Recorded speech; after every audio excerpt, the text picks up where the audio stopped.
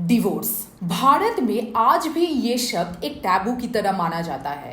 पूरे वर्ल्ड में इंडिया एक ऐसा देश है जहां पर डिवोर्स रेट आज के डेट में भी 1% से कम है। पर इसके इर्द गिर्द कई सारे सवाल भटकते हैं कि क्या वाकई में इंडियन कपल्स बहुत ज्यादा खुश है अपने शादी से, या फिर वो शादी को एक पवित्र बंधन मानते हैं जिस वजह से वो इसे तोड़ना नहीं चाहते हैं। पर आज का मेरा विषय इन सारी चीजों से थोड़ा अलग है। मैं खुद एक एडवोकेट हूँ, जिस वजह से मैंने कई सारे डिवोर्स मैटर्स खुद हैंडल भी किए हैं और कई सारे मैट्रिमोनियल सूट्स मैं कोर्ट में हर दिन देखती आ रही हूँ। तो आज के इस वीडियो में मैं सच को सामने रखना चाहूंगी। इन डिवोर्स केसेस की असलियत क्या होती है, क्या वाकई में कोर्ट रिकॉन्सिलिएशन करवा सकता है, शादियों को टूटने से बचा सकता है, या फिर जो बच्चे होते हैं उनके साथ क्या होता है। और सबसे बड़ा सवाल ये जो हर दिन कोर्ट के नए नए डिवोर्स मैटर्स को लेकर के जजमेंट आते रहते हैं,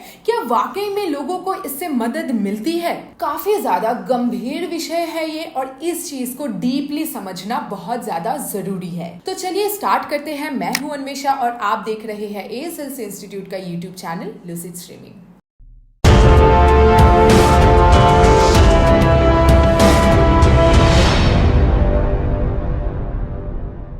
तो सबसे पहले 3 डिवोर्स के अलग अलग केसेस मैं आपके साथ डिस्कस करना चाहूंगी। केस के डिटेल्स मैं यहाँ पे रिवील नहीं कर सकती प्रिवेसी पर्पसेस से। तो सबसे पहला जो मैटर है वो कोलकाता के सिटी सेशंस कोर्ट में दाखिल हुआ था। इस केस में हस्बैंड और वाइफ दोनों ही एक दूसरे से डिवोर्स चाहते थे, पर कोर्ट उन्हें डिवोर्स ग्रांट नहीं कर रही थी। अब इसका रीजन यहाँ पे काफी इंटरेस्टिंग है और वो रीजन है उनका बच्चा। जो वाइफ थी इस केस में उसने दूसरी शादी कर रखी थी। वो कोर्ट के हियरिंग में अपने दूसरे हस्बैंड के साथ आती थी और उनके बच्चे से वो प्रेग्नेंट भी थी। अब वो प्रेग्नेंट है ये सबको पता था, जज को भी पता था क्योंकि वो सबके सामने दिख भी रहा था, और हस्बैंड को भी इस शादी में कुछ खास इंटरेस्ट अब रहा नहीं क्योंकि रिकॉन्सिलिएशन का कोई भी चांस इस मैरिज में बचा ही नहीं था।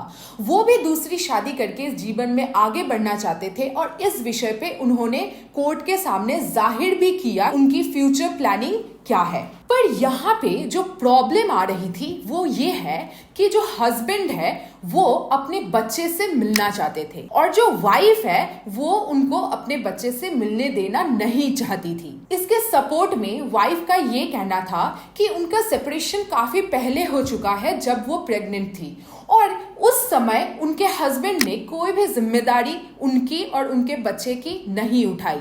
हर चीज वाइफ के माँ बाप ने अकेले संभाला। जन्म के बाद उस बच्चे की अभी 3 साल उम्र है और उसको असल में पता ही नहीं है कि उसका असली बाप कौन है। उसको तो यही लगता है कि ये जो वाइफ है, उनका जो नया हस्बैंड है, वही उसके फादर है।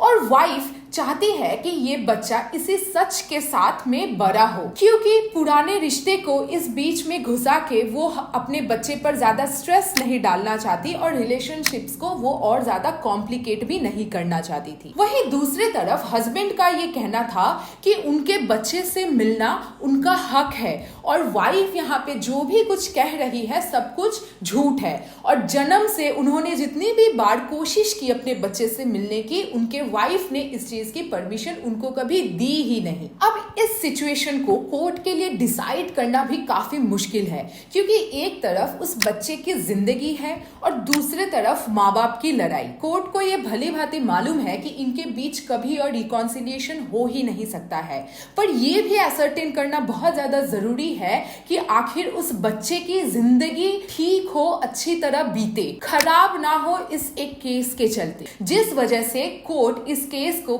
पोस्टपोन किए जा रही है और तब तक करते रहेगी जब तक ये हस्बैंड वाइफ आपस में किसी डिसीजन पर नहीं पहुंचते। यहाँ पे कोर्ट जबरदस्ती कुछ भी डिसाइड नहीं करेगी और ऐसा क्यों ये मैं आपको जरूर बताऊंगी, पर उससे पहले चलिए एक दूसरे डिवोर्स केस को डिस्कस करते हैं। दूसरा केस एक ऐसे कपल के बीच में है जिन्होंने 25 साल तक अपनी जिंदगी साथ बिताई और अब 10 साल से भी ज्यादा हो चुके हैं कि उनका जो डिवोर्स केस है वह कोर्ट में हैंगिंग ही है और हस्बैंड हर महीने 10,000 रुपए अपने वाइफ को मेंटेनेंस पे करते हैं। ये जो केस था, ये केस हस्बैंड ने फाइल किया था अपने वाइफ के अगेंस्ट में, क्योंकि उन्होंने अपने वाइफ को एडल्ट्री कमिट करते हुए अपने ही घर पे खुद पकड़ा था, जिस वजह से वह अब उनके साथ में नहीं रहना चाहते हैं। वाइफ ने भी यहाँ पर इस बात को एक्सेप्ट किया है कि उससे गलती हो गई है।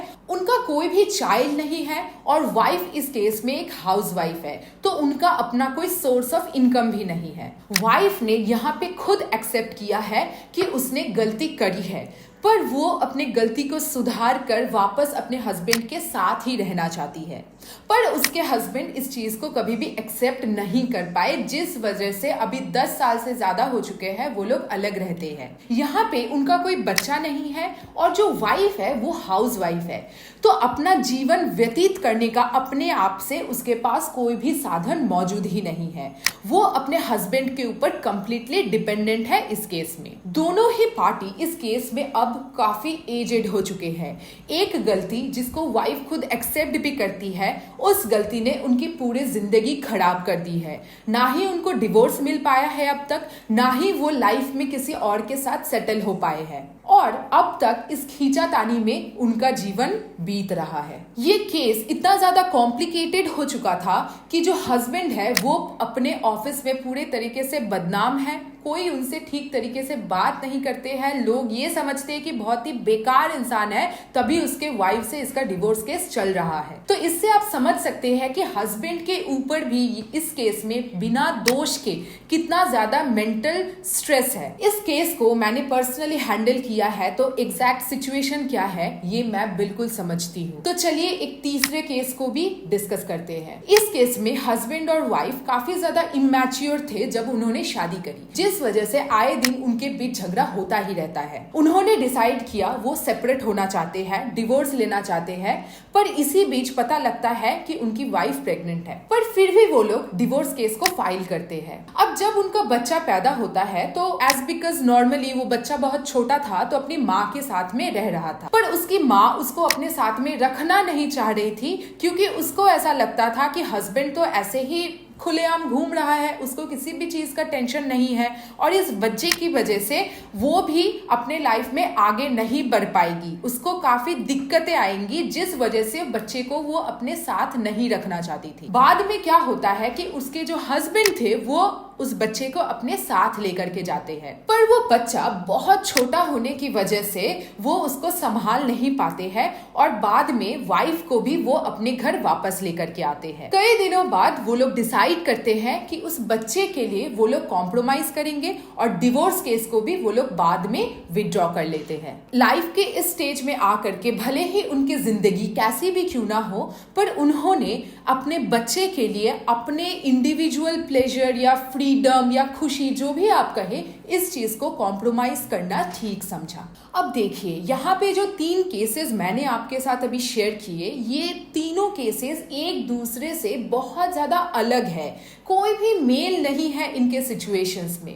पहले केस में एक बच्चे की जिंदगी का सवाल है, वहीं दूसरे तरफ हस्बैंड का अपने बच्चे से मिलने का मांग करना भी गलत नहीं है। दूसरे केस में वाकई में सिचुएशन ऐसा है कि वाइफ अपने हस्बैंड के सहारे के बगैर नहीं रह पाई, और तीसरा जो केस है उसमें हस्बैंड वाइफ ने कॉम्प्रोमाइज करने का डिसाइड किया। ये 3 तो बस चुनिंदा एक एग्जाम्पल की तरह है जिनको मैंने आपके साथ में शेयर किया, पर आप जितने भी डिवोर्स केसेस को देखेंगे, हर एक केस एक दूसरे से बहुत ज्यादा अलग होता है। हर एक सिचुएशन अपने आप में बहुत ज्यादा क्रिटिकल और कॉम्प्लिकेटेड होते हैं, जिस वजह से इन उलझे हुए डोर को सुलझाने में भी काफी सोच विचार की जरूरत होती है। आसानी से ये प्रॉब्लम सुलझते नहीं है, जिस वजह से डिवोर्स केसेस काफी सालों तक चल जाते हैं कोर्ट में। चलिए अब कहानी में थोड़ा आगे बढ़ते हैं और देखते हैं कि रिसेंट क्या क्या मेजर चेंजेस आए हैं इन डिवोर्स के मैटर्स में।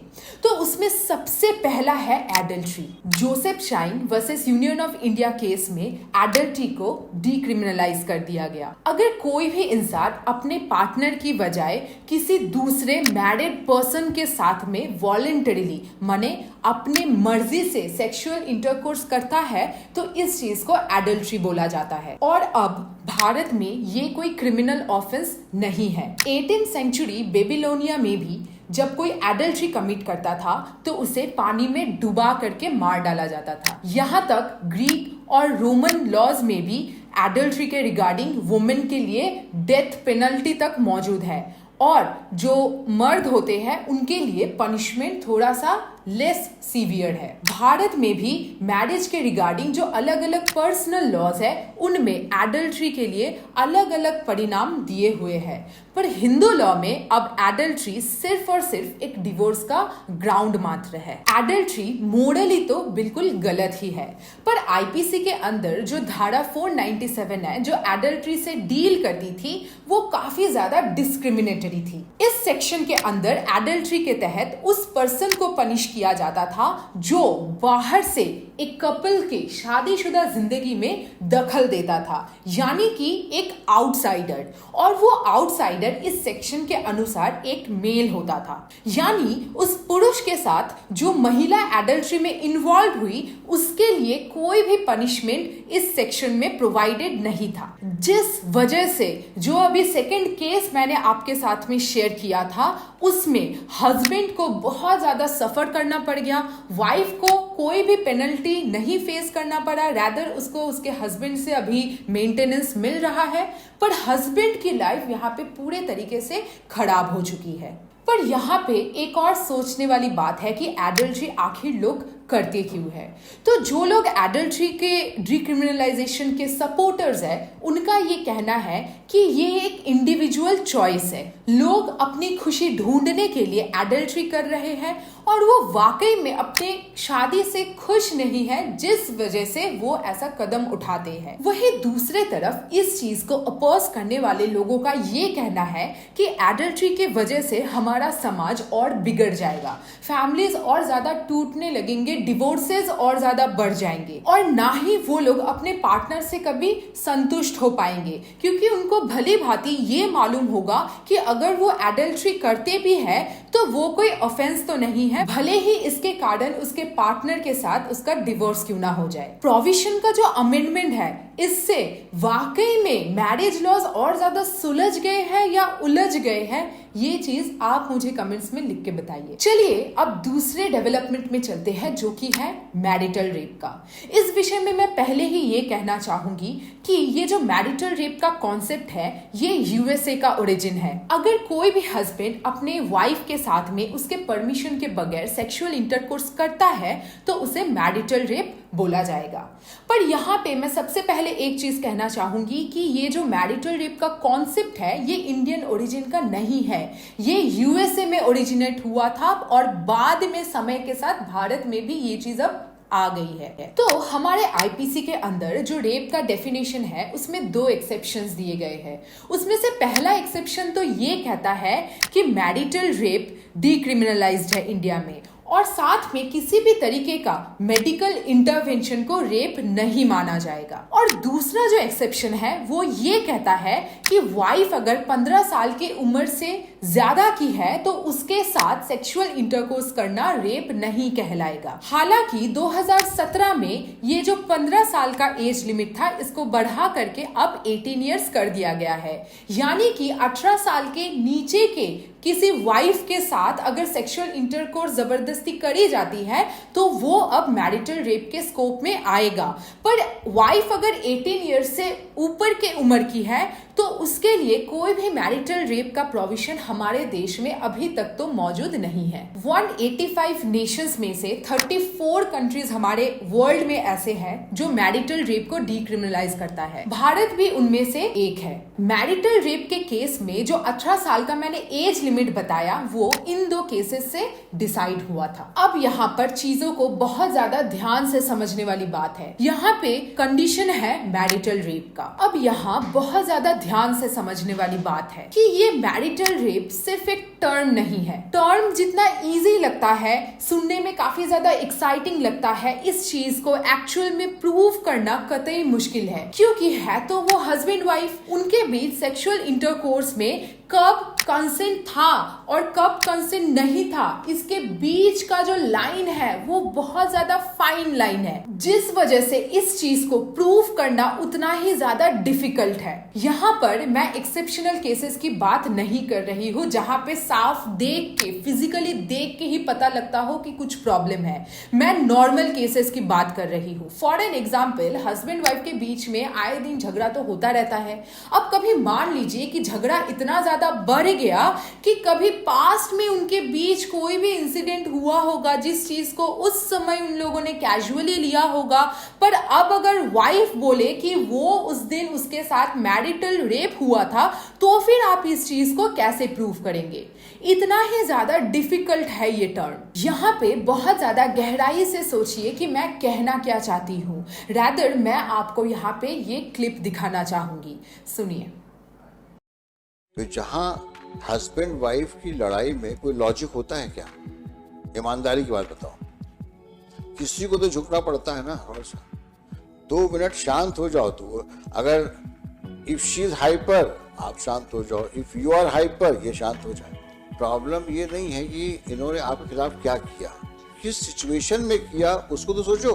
कोर्ट ना हर चीज को भली भांति समझता है, और यहाँ पे हम सबको समझने की जरूरत है कि एक टर्म मिल गया है मैरिटल रेप, चलो लगा दो हस्बैंड के ऊपर ब्लेम और कूट डालो पति है, तो ये चीजें ना बहुत ही गलत है। रैदर ये मेंटालिटी ही बहुत ज्यादा गलत होती है। मैं अपने अनुभव से ये कह रही हूँ कि एक डिवोर्स केस की वजह से लोग पागल हो जाते हैं, उनकी पूरी जिंदगी खराब हो जाती है, और ये कोई मजाक की बात नहीं है। एक वकील साहिबा है हमारे सिटी सेशंस कोर्ट में, और ऐसा मैंने लोगों से सुना है कि वो एक बहुत बढ़िया वकील थी। उनका अपने हस्बैंड के साथ में जब से इशू स्टार्ट हुआ और डिवोर्स केस फाइल हुआ, उसके बाद से उनकी मानसिक स्थिति पूरे तरीके से बदल गई।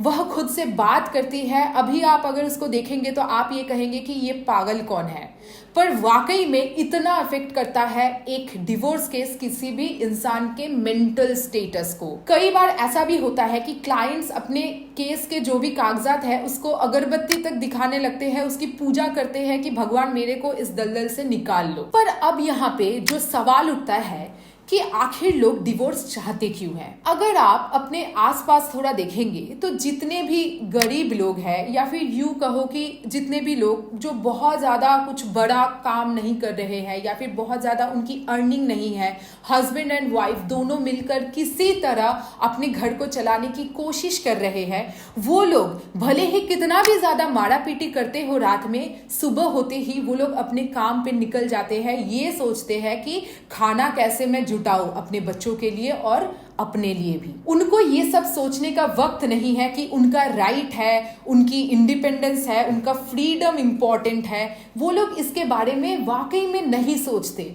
इससे आप गलत मतलब मत निकालिएगा कि मैं यहाँ पे डोमेस्टिक वायलेंस को सपोर्ट कर रही हूँ। रैदर मैं ये कहना चाह रही हूँ कि इन लोगों को डिवोर्स लेने की फुर्सत नहीं है, वो प्रिविलेज नहीं है जो मिडिल क्लास लोगों के पास है।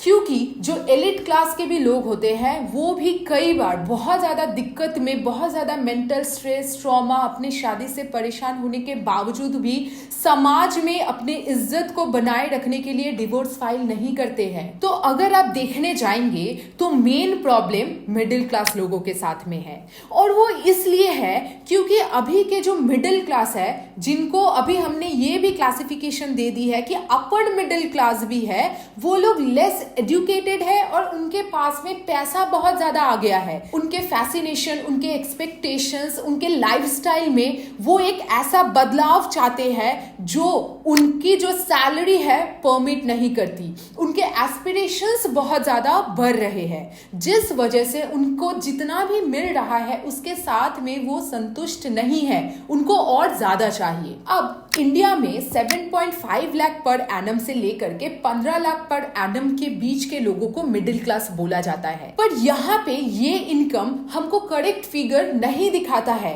क्योंकि लोगों के पास अभी साधन इतने ज्यादा है कि पैसिव इनकम से भी बहुत है, जिसके वजह से उनके पास में पैसा तो क्वांटिटी में बढ़ रहा है पर एजुकेशन लेवल तो वही की वही है। और ये लेस एजुकेशन, लेस अवेयरनेस और हर चीज के डिसबैलेंस की वजह से ये डिवोर्स की संख्या मिडिल क्लास लोगों में आज के समाज में इतना ज्यादा बढ़ रहा है। डिवोर्स फाइल करने के मामले में 80% महिलाएं होती है और आज के समाज में महिलाएं बहुत ज्यादा एम्पावर्ड है, वो अपने लिए कमाती है, जिस वजह से उनके लिए एडजस्ट करना भी उतना जरूरी अब नहीं रहा। पहले के समय में क्या होता था कि वाइफ्स अपने हस्बैंड के ऊपर डिपेंडेंट होते थे, जिस वजह से भी वो डिवोर्स फाइल करने से पहले 2 बार जरूर सोचते थे या फिर नहीं भी करते थे। अब यहाँ पर मैं वुमेन एम्पावरमेंट को गलत नहीं कह रही हूँ, हमारी जो मोरालिटी है ना वो धीरे धीरे गायब हो रही है। ऐसे सिचुएशन में अब हमें करना क्या चाहिए, क्योंकि डिवोर्सेस तो फिर भी हो रहे हैं, फाइल हो रहे हैं, भले ही डिसाइड ना हो रहे हो।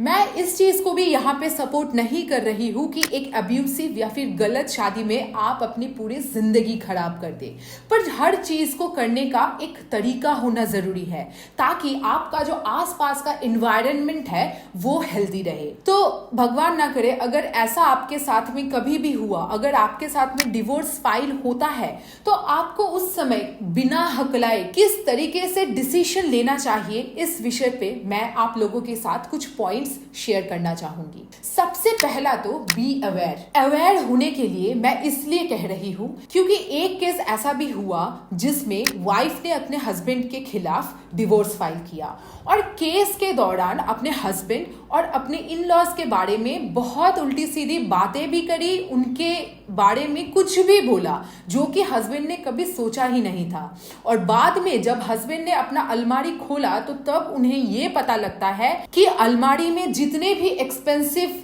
आइटम्स थे, भले वो ज्वेलरी हो या फिर कुछ भी गहने हो, कोई भी एक्सपेंसिव सामान था, वो कुछ भी था ही नहीं।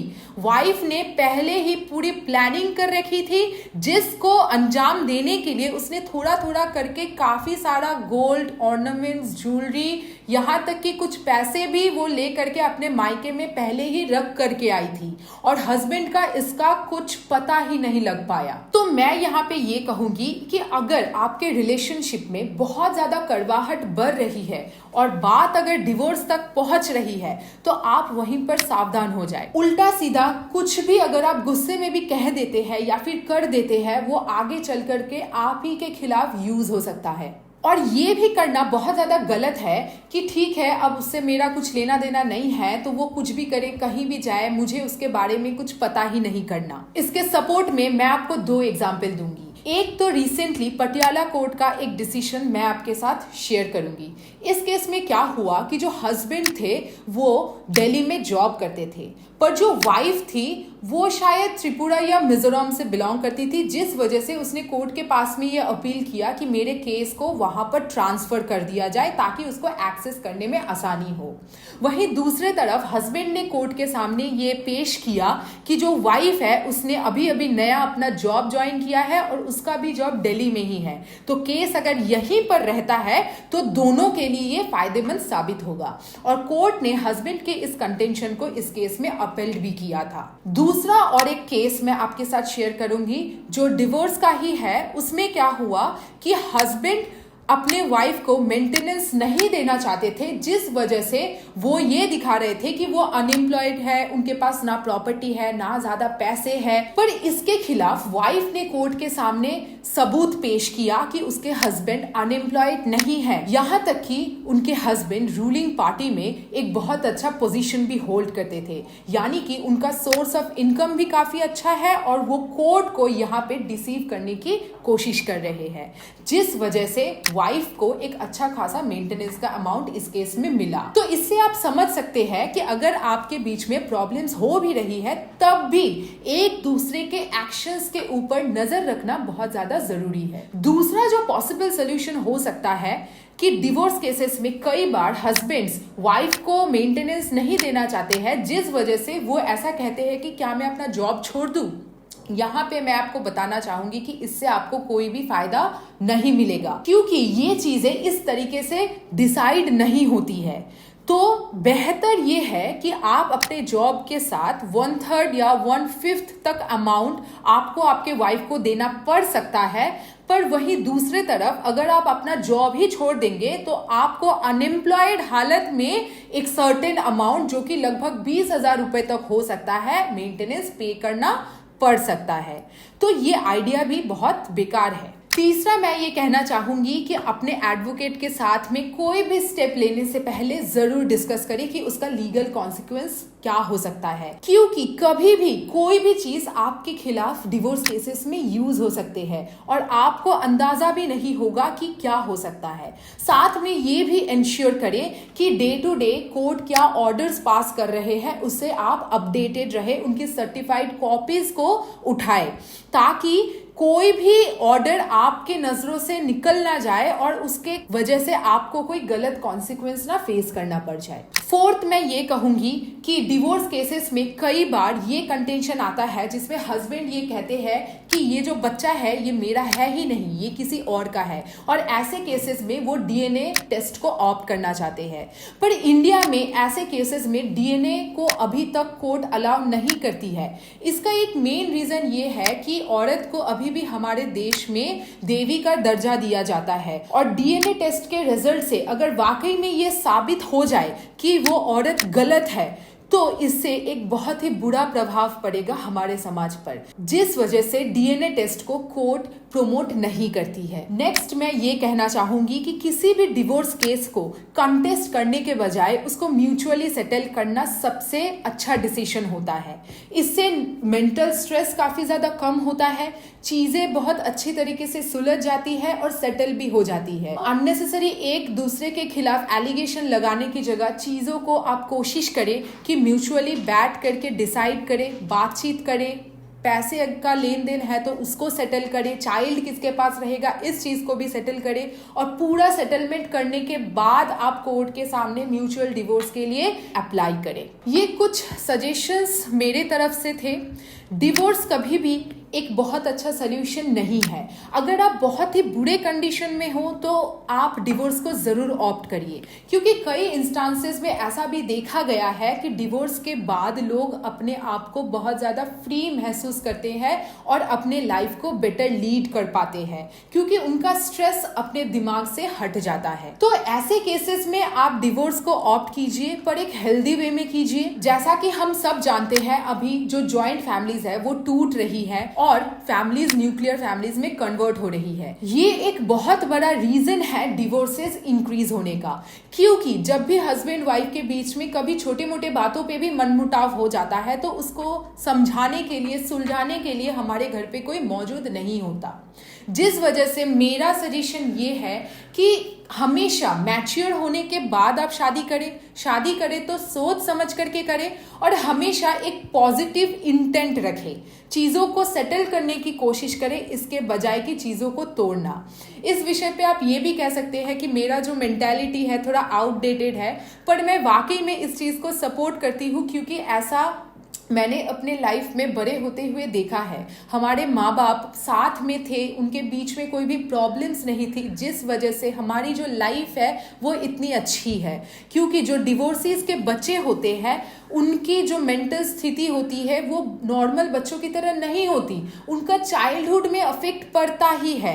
तो बेहतर ये है कि हम अपने फैमिलीज को टूटने से बचाएं। और एक चीज़ जो हमारे समाज में काफ़ी कॉमन है कि किसी की भी अगर डिवोर्स हो जाती है तो उसको एक ठप्पा, एक टैग दे दिया जाता है कि ये तो डिवोर्सी है, पक्का इसने कुछ भी गलत किया होगा, ये तो बुरा इंसान है या बुरी औरत है, बुरा आदमी है, पता नहीं क्या क्या। ऐसा आप मत करिए, क्योंकि वाकई में हस्बैंड वाइफ के बीच में क्या हुआ है ये सिर्फ उन्हीं को मालूम है। हम बाहर से सिर्फ ऑडियंस है जो चीज़ों को सुन रहे हैं, देख रहे हैं, पर एक्चुअल सिचुएशन में हम लोग नहीं थे, जिस वजह से किसी को भी ब्लेम करना बहुत ज़्यादा गलत है। क्योंकि वाकई में डिवोर्स केसेस में इन्वॉल्व जो लोग होते हैं वो बहुत ज़्यादा मेंटल स्ट्रेस में पहले से ही होते हैं। तो अगर आप उनके स्ट्रेस को कम नहीं कर सकते तो कम से उसे बढ़ाइए मत। तो वीडियो अगर आपको इंसाइटफुल लगी हो तो इस वीडियो को लाइक जरूर कीजिएगा, कमेंट्स कीजिए, बताइए हमें कि आपको हमारा कंटेंट कैसा लगता है और इस वीडियो को अपने दोस्तों के बीच भी शेयर कीजिए। हाँ, एक और बात, ऐसे बेहतरीन कंटेंट्स के लिए आप हमारे चैनल को सब्सक्राइब भी ज़रूर कीजिए। Thanks for watching.